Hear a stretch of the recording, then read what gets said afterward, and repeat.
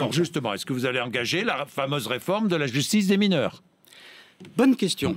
Parce que là aussi... Parce que Christiane Taubira était venue, je me souviens, au mois de juin dernier, m'avait dit « Si on ne la fait pas, je n'assumerai pas ». Depuis, elle est partie.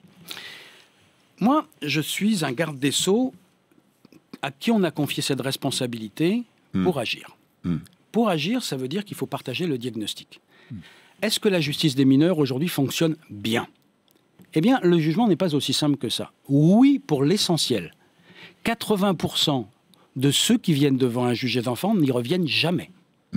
On ne le sait pas assez, pour une raison très précise. C'est que la juridiction des mineurs, elle se dure à huis clos. Et tant mieux. Parce que quand on a 12 ans, 15 ans, 16 ans, on n'est pas encore totalement un homme. On est en construction. Et donc, on peut faire des erreurs. Donc, c'est bien que la sanction vienne remettre dans le droit chemin. Mais il y a aussi 20% de ceux qui font des bêtises et qui reviennent. C'est cela qui m'intéresse. Cela, est-ce que, par exemple, le fameux... Est-ce que l'incarcération aggrave la récidive? Ça peut arriver. Mais ça peut aussi être un moment où on se met devant ses responsabilités. Et une fois qu'on a pris connaissance de ça, conscience de ça, on réagit vite. Mais la justice des mineurs, Monsieur Bourdin... Il y aura une réforme? Il y aura une réforme si on partage le diagnostic. Moi, je suis prêt à la réforme.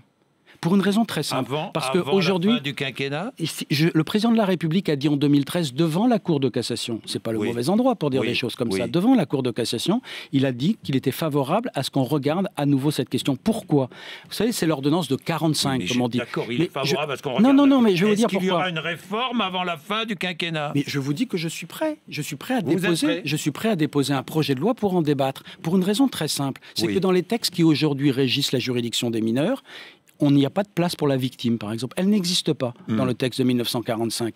On a une justice des mineurs qui est trop lente. Comment donner une dimension pédagogique à une sanction si ça intervient 2 ans, 3 ans après la sanction? Donc il faut raccourcir, il faut la simplifier. Est-ce que vous allez supprimer les tribunaux correctionnels pour mineurs? Oui. Oui.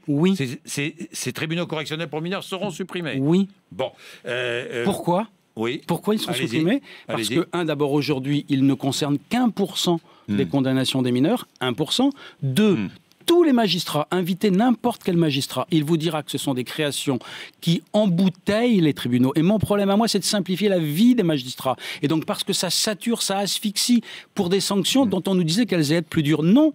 Là aussi, une étude a été conduite pour dire, alors... Qu'est-ce que ça devient, ces tribunaux correctionnels? Eh bien, ce n'est pas plus ni moins sévère que les juridictions antérieures. Donc, supprimons ça parce que c'est lourd, c'est pesant et ça ne fonctionne pas pour revenir à quelque chose qui est plus simple, plus fluide et plus rapide.